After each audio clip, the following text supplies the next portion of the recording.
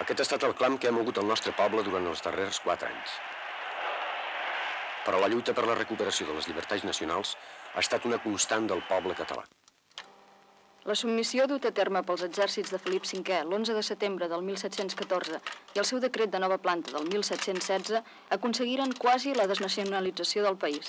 D'ençà d'aquests fets es produeixen varis intents de recuperar una Constitució pròpia, però no és fins a la proclamació de la Segona República quan s'aconsegueix l'Estatut del 32, que era el de Núria retallat i que fou abolit el 1938 pel general Franco.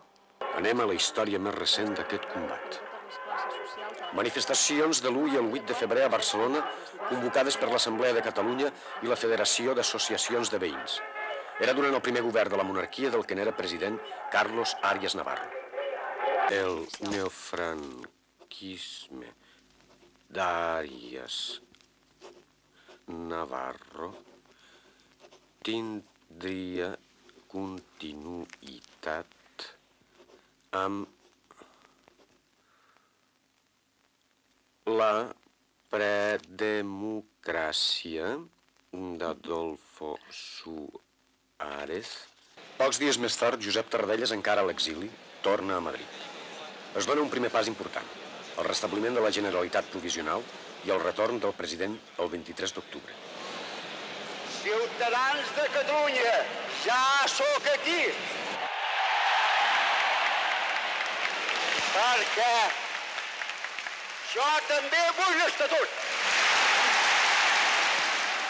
Sota el signe de l'unitat, l'Entesa dels Catalans llença la campanya Guanyem la Constitució, guanyem l'Estatut.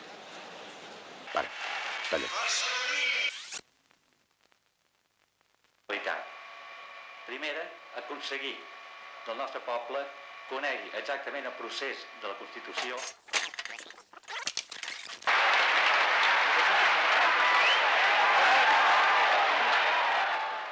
Bé, les dificultats del procés són evidents. Nosaltres vam anar a Madrid, on portàvem l'Estatut de Sau